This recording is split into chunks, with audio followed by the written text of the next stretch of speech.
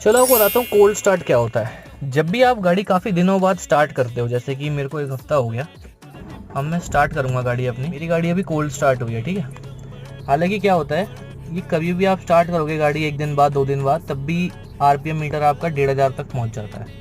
लेकिन आपको क्या करना है, जब आप कोल्ड स्टार्ट करो, इसको आरपीएम मीटर को आपको 1 से नीचे आने का इंतज़ार करना है।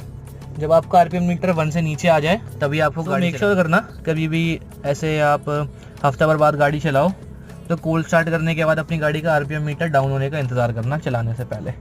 जैसे मेरी गाड़ी चल रही है अभी, मैं अभी इसको ऐसे ही ऑन रखूँगा थोड़ी देर तक।